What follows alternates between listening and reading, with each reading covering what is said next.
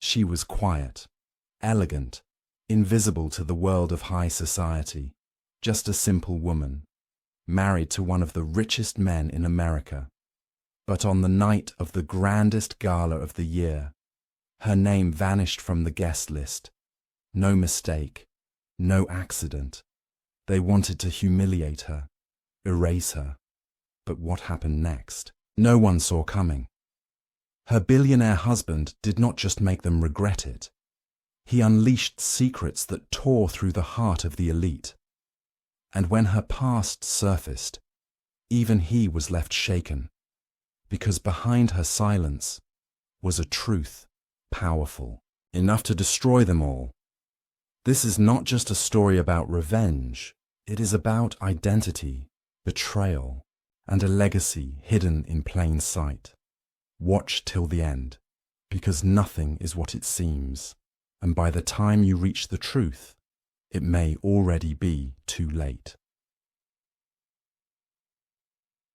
The sky was perfectly clear over the Hamptons that evening, the type of evening that promised elegance, laughter, and power. The invitation-only gala at the Madison estate was the most anticipated event of the summer. Politicians, celebrities, and business moguls swirled together under golden chandeliers. Among them, everyone expected to see Thomas Whitmore, the tech billionaire, but nobody expected to see her. His wife, Emily. She was not glamorous, not polished, not what they expected. A kindergarten teacher from Ohio. Quiet, kind. But tonight, she was not on their list. At the gates, the valet looked at her name. He looked again. "No Mrs. Whitmore here," he said stiffly. Emily blinked. "That cannot be right. My husband—" "I am sorry, ma'am. No exceptions." Behind her, luxury cars glided through. Women in gowns drifted past. The guard gave her a look that sliced like ice. Emily stepped back, humiliated. Eyes watched her. Whispers began. She turned away. Her phone buzzed. It was Thomas. "Where are you?" he asked. "They removed me from the list," she said softly. Silence. Then his voice changed. Cold. Sharp. "Who did?" She told him. He did not say anything, but she heard the engine, felt the tension. In minutes, a black car pulled up beside her. The driver leaped out, and then Thomas stepped into view. Tall, commanding. His eyes scanned the valet, the security, the staff. Every whisper stopped. Time seemed to pause. He looked at Emily, his face softened. He kissed her hand, and then turned to the man at the gate. "Who decided to erase my wife?" No one answered. His tone darkened. "Check your logs. Right now." People were watching. Phones appeared, but no one dared speak. The event organizer hurried forward, a woman named Celeste. Elegant, poised, but her smile trembled. We thought it best to limit the guest list, for security." Thomas stared at her. "You thought, without me?" She swallowed. "It was just some of our donors felt." He stepped closer. "Felt what?" Her voice broke. "She does not fit." Silence. Complete silence.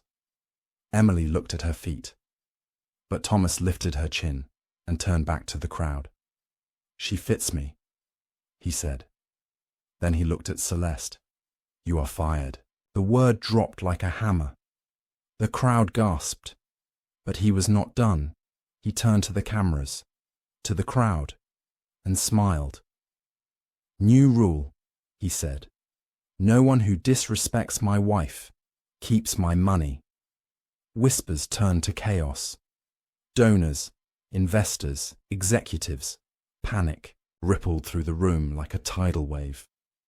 But Thomas only held Emily's hand and walked her up the steps, past the guards, through the grand doors, and into the room where no one dared breathe. As the orchestra paused, the silence was unbearable. Then came the twist. A familiar face, from Emily's past, watching from the corner, eyes wide, lips parted. It was not just about high society anymore. This went deeper, much deeper. The woman in the corner stepped back into the shadows, but not before Emily saw her. Rachel, her former best friend, the one who vanished 10 years ago. No warning, no goodbye, just gone. Now here she was, draped in diamonds, arm in arm with the governor's son. Emily froze. Her fingers tightened around Thomas's hand. He noticed. "Who is she?" he asked. Emily's voice was barely a whisper. "Rachel. We were like sisters once." Thomas's eyes narrowed. He had never heard the name before. The room suddenly felt colder. Rachel turned. Their eyes met, and in that moment, everything came, flooding back. The summer after college. The betrayal. The lie. The man Rachel stole. The scandal that drove Emily out of her hometown. Rachel's lips curled into a soft, venomous smile. She walked forward slowly, each step deliberate, like a predator.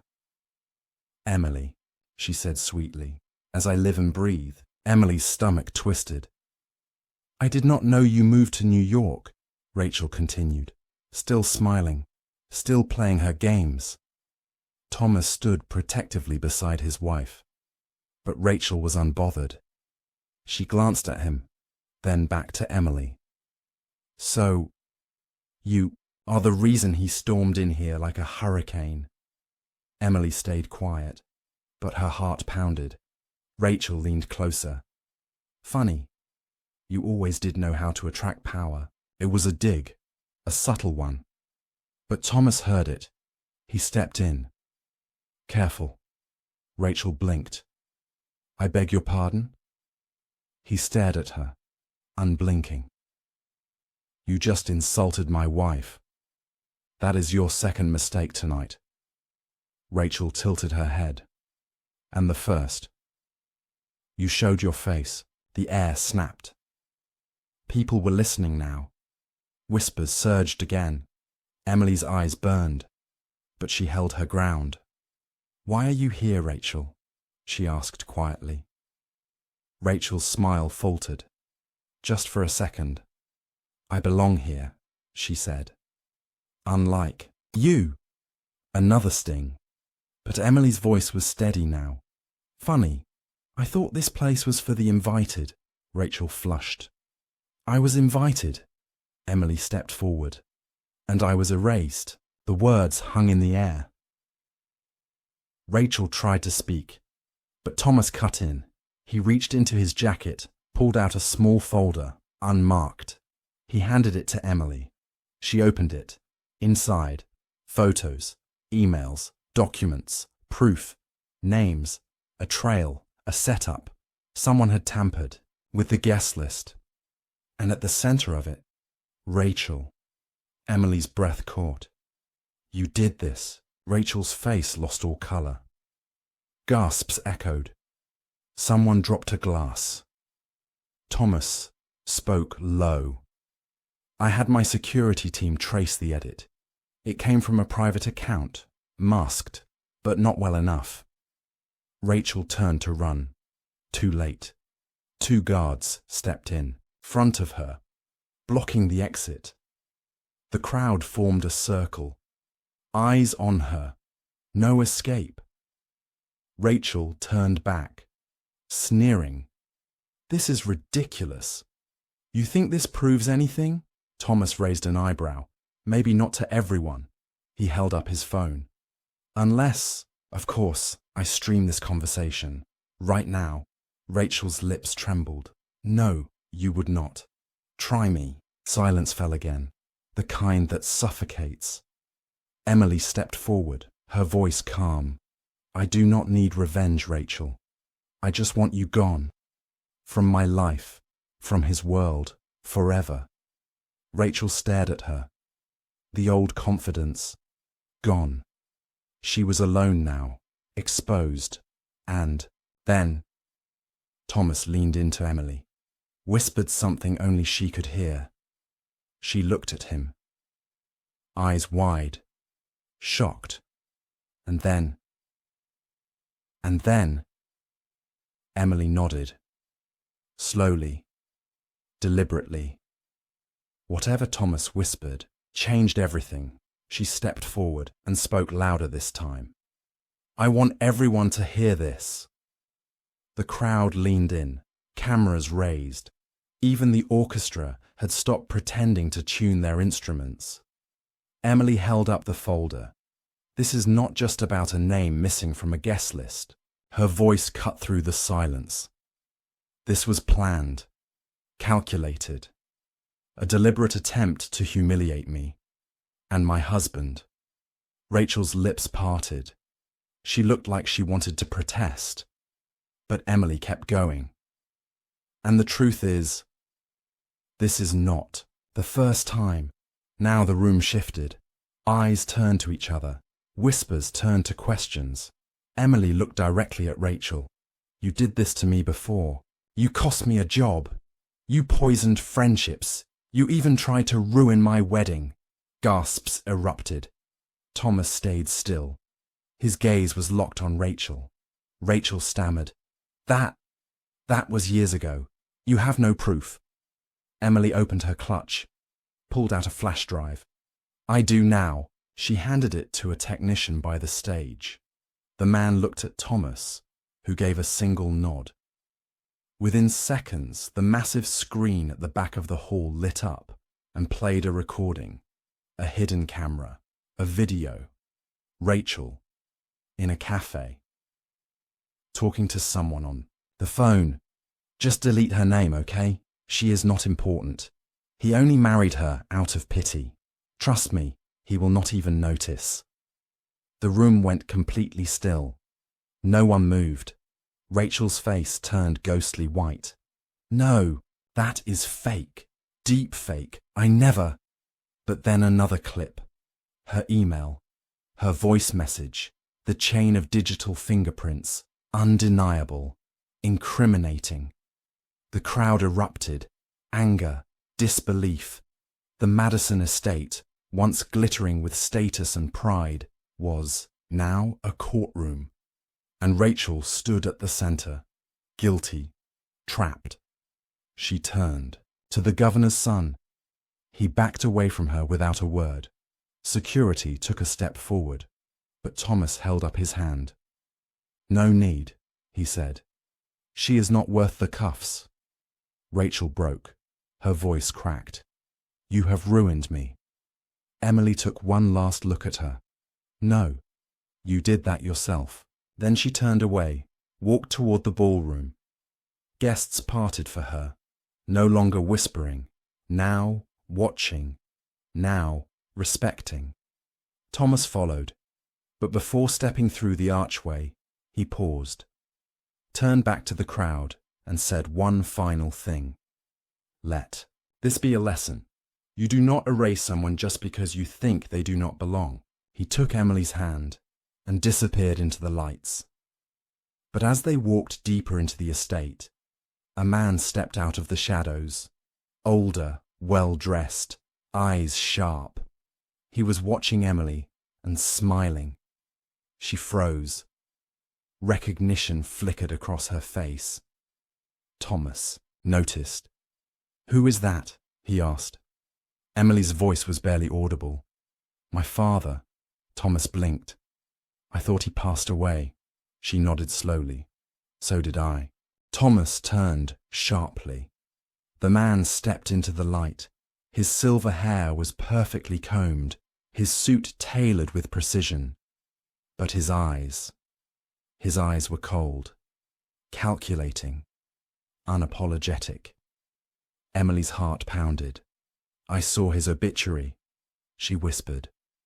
Thomas took her hand again, but her palm was trembling. The man gave a slow, deliberate smile. You always did believe what you were told, Emily. She stared at him, confused, shaken. This is not possible. He took another step forward. You were a child. You were never meant to know everything. Thomas narrowed his eyes. Who are you? The man glanced at him, then back to Emily. I am the reason your wife was erased from the list. Thomas stiffened. What did you just say? Emily's breath caught. The man continued. Rachel was only a piece of it. She was useful, desperate for attention, easy to control. Emily's knees nearly buckled. Thomas held her upright. Why? She asked. Her voice cracked. Why would you do this to me? The man's expression never changed. Because you were supposed to live a quiet life, far away, out of sight. He took another step. I built an empire, one you were never meant to see. Emily's voice rose. You faked your death. A pause. Then, yes. Gasps echoed down the marble hallway. From the corners, guests and staff began to listen. The whispers returned, now sharper. Why now? Thomas demanded. Why? Show yourself tonight? The man's voice was calm, too calm. Because your wife is a threat now, not just to reputation, but to everything I built. Emily's face twisted. I am a teacher. You are my blood, he snapped. And you married him. He gestured at Thomas. That puts you in circles I cannot control. And that makes you dangerous. Thomas stepped forward. His voice was low, deadly. If you ever come near her again. The man raised a hand. I am not here to threaten. I am here to warn. He looked at Emily. There are things coming. Things you do not understand. You will need protection. From you? She asked bitterly. He smiled faintly. No. From the people who are already watching. Silence. Heavy. Oppressive. Thomas turned to Emily. We are leaving. Now. But her father's final words stopped them cold. Ask your husband about the night in Prague. Thomas froze. Emily turned slowly. What night? Thomas said nothing. Emily's eyes narrowed. Thomas! And in that moment, for the first time, she saw fear on his face. Real fear, the kind that does not lie. Thomas did not speak, not right away. His jaw tightened, his grip on Emily's hand loosened, just slightly. She stepped back. The ballroom, behind them, faded into distant noise. The man, her father, watched with the calm of someone who already knew what would happen. Prague, Emily said again, her voice like a blade. Tell me what happened in Prague. Thomas looked away. His silence was louder than any confession. Emily's world tilted. She could barely breathe. You promised me there were no secrets, she whispered. Thomas finally spoke. I was going to tell you. I swear. She stared at him. When? When it was safe, he said. Her father chuckled. Safe? She is your wife. But she is still not safe. That should tell her everything. Thomas's eyes darkened. I am not hiding it because I do not trust her. Then why? Emily asked. Thomas paused. Then, because if she knows what happened in Prague, she becomes a target. Emily shook her head. I already am a target. You both made sure of that. Thomas turned to her fully now, voice low, urgent. There was an incident. Years ago, before we met. She listened, rigid as stone. I was involved in a tech deal. It went wrong. People died. Emily's breath hitched. He kept going. It was not supposed to happen. But I was there. I saw it. And I walked away. Her father chimed in. He did not just walk away. He was protected. By people higher than... You can imagine. Emily's voice trembled. Protected by who? Her father looked her dead in the eyes. The same people who erased your name from the guest list. Everything clicked. The gala, the humiliation, the sudden return of a father thought long dead. This was not about status or pride. It was about leverage, control, secrets buried in cities far away, now rising to the surface. Emily turned slowly, eyes scanning the ballroom. Too many eyes, too many smiles hiding knives. Thomas whispered, "We have to go." But her father raised a finger. "One last thing, Emily." She looked back, eyes burning. "What?" He reached into his jacket and handed her a photograph. Black and white, old in the photo, a woman, younger, beautiful, wearing a locket, Emily's locket. Her voice broke. "That is my mother." Her father nodded. "No, that is not just your mother." He looked at Thomas, then back at her. She was their first mistake. A storm swelled inside her. Everything she knew, everything she trusted, now cracked, and at the center, a truth not yet revealed. Emily could not take her eyes off the photo. Her mother's face, soft, radiant, stared back at her from another time. But it was the background that struck her, a faint logo, barely visible. Stamped on the wall behind, the woman, 3 interlocking rings. She had seen that symbol before on Thomas's encrypted files, the ones she was never meant to open. Her hands trembled. She looked up at her father. "What does this mean?" His voice dropped to a whisper. "It means your mother was not just a teacher either." Thomas stepped forward, his voice edged with warning. "Do not do this." But Emily's father ignored him. She worked for them. She was part of the first wave, before everything went underground, before they turned on their own. Emily's throat was dry. "You are talking about a secret organization?" Her father smiled grimly. "Not secret, just hidden, for now." Thomas exhaled sharply. "Enough. Emily, we are leaving." But she did not move, the photo still in her hand. What happened to her? Her father's eyes darkened. She disappeared. He paused, then added, "Just like you will. If you keep digging." That was it. The line that dropped like a stone in her chest. Emily turned to Thomas. "I need the truth. All of it." He hesitated, then nodded slowly. "I will tell you. But not here." Emily glanced around. The crowd was starting to take interest. Again, security watched from the corners. A waiter passed too slowly. Someone was listening. Everyone was. Thomas leaned close. "There is a place upstate, a house no one knows about. We go tonight."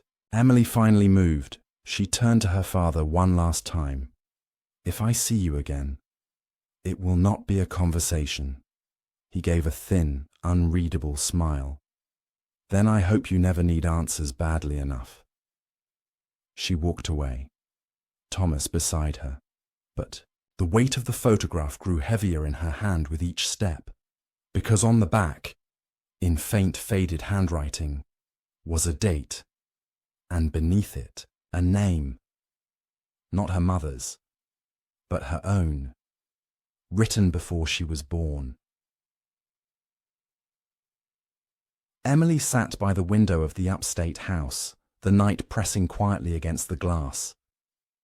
The fire beside her crackled softly, casting flickering shadows across the walls. Thomas stood nearby, watching her, waiting.